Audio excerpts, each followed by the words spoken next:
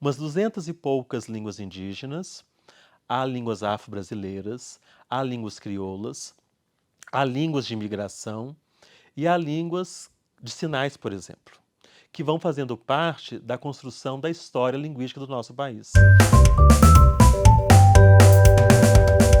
Regionalismo linguístico e língua portuguesa. É muito interessante, a partir daí, pensar no seguinte: nós temos a língua portuguesa falada no Brasil, que lá na Europa, em Portugal especificamente, eles vão dizer: vocês não falam português, mas vocês falam brasileiro.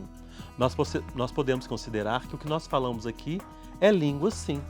É uma língua com a nossa história, com a nossa identidade, com a pluralidade linguística presente em nosso país, inclusive.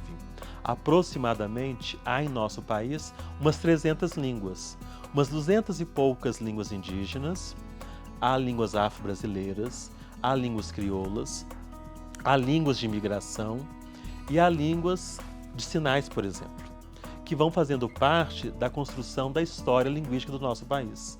Língua portuguesa é uma das línguas oficiais, assim como língua de sinais também é uma língua oficial no nosso país.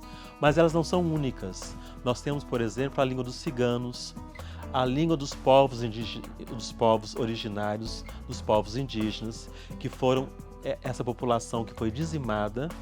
Se os portugueses, quando aqui chegaram, a gente tinha mais de 3.000 línguas indígenas, e hoje não mais, a gente tem aproximadamente 250, 270, isso é de cortar o coração para todo e qualquer linguista que vá considerar a história da construção do nosso país a partir do viés social que leve em consideração os aspectos culturais e, consequentemente, os aspectos linguísticos.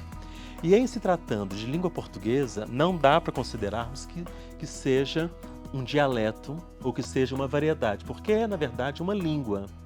Dentro da língua portuguesa, as escolhas que o povo brasileiro faz ao usar a língua é que vai, na verdade, seja por meio de uma questão diatópica, por exemplo, de localidade, ele faz determinadas escolhas. Sabemos todos que quem mora no norte usa a língua portuguesa de maneira diferente de quem mora no sul, de quem mora no centro-oeste, de quem mora no nordeste, etc. Ao mesmo tempo, embora não pareça, a classe social do sujeito, do indivíduo, que usa a língua portuguesa enquanto língua natural, enquanto língua materna, também é fruto da classe social que ele pertence.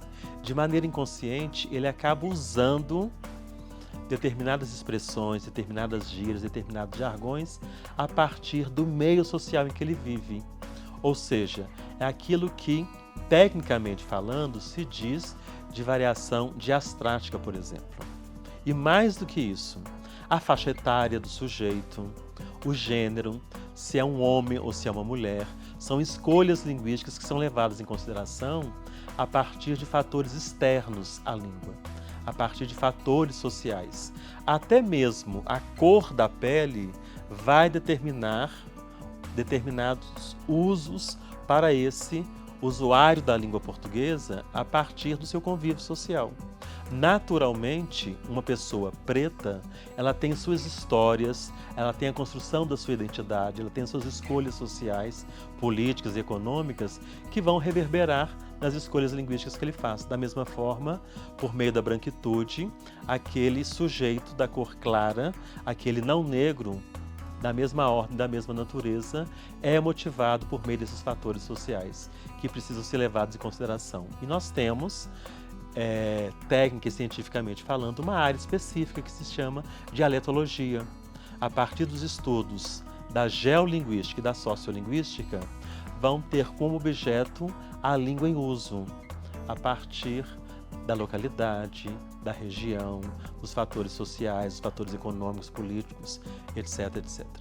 No nosso país, Brasil, é muito interessante observar um fenômeno linguístico que é muito característico do nosso país, que é tão grande, considerado praticamente um continente. E é um fenômeno sui generis que não ocorre em outros países bem menores, como a Suíça, Portugal, por exemplo, em que são países que têm mais de uma língua oficial. E é interessante observar que aqui no país, apesar de termos uma única língua materna, considerada língua portuguesa, nós tínhamos antes da língua portuguesa ser considerada língua materna, mais de 3.000 línguas indígenas que foram dizimadas e ainda existem, fazem parte da história social e linguística do nosso país. Hoje, bem menos, que é uma pena. Constatam-se aí cerca de 270, 250 línguas indígenas. No entanto, muito mais do que isso, um cidadão brasileiro, quando começa o processo de aquisição de língua, esse processo de aquisição de linguagem a partir do modelo de língua falada, no modelo de língua escrita, se ele nasce em Porto Alegre, se ele nasce em Salvador, se ele nasce em Belo Horizonte ou se ele nasce aqui em Ouro Preto, a localidade já é um fato que determina um tipo de variedade linguística, que é a variedade regional. Então, se ele nasceu na Bahia, é a variedade baiana, se ele nasceu em Minas, é a variedade mineira e por aí vai. Ou seja, a localidade, o topos, que se chama em grego, vai determinar um tipo de variedade linguística. Nós temos também as variedades sociais. Nós temos, por exemplo, a maneira como o advogado usa a língua portuguesa no exercício da sua profissão é muito diferente da linguagem, ou melhor dizendo, da língua usada por um grafiteiro, usado por um skatista, usado por um professor. Esse jargão profissional, esse jargão linguístico vai determinar também determinadas variedades.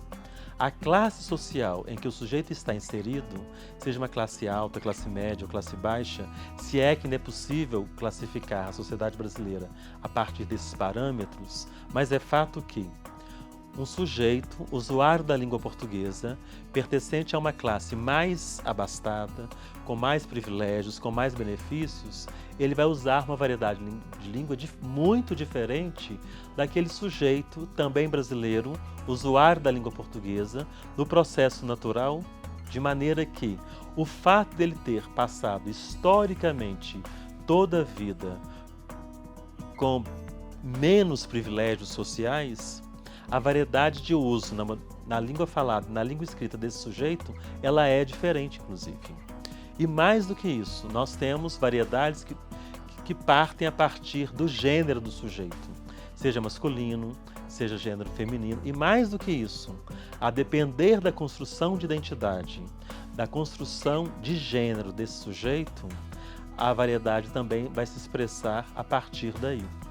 Então, a língua é única. Mas a maneira como ela é usada e a maneira como o sujeito, de maneira livre e inconsciente, utiliza, vai estar sempre cerceada por fatores sociais que o próprio usuário da língua não tem consciência. Ele não sabe, muitas vezes, por que ele usa determinadas expressões, determinados sotaques, determinado ritmo na fala, a prosódia, etc, etc. E aí nós temos áreas muito específicas da dialetologia, como a geolinguística e a sociolinguística, que vão tratar desse objeto cientificamente falando. Entender o processo de uso e de escolhas do usuário nesse processo socio-interacional, das escolhas a partir do uso da língua falada e da língua escrita.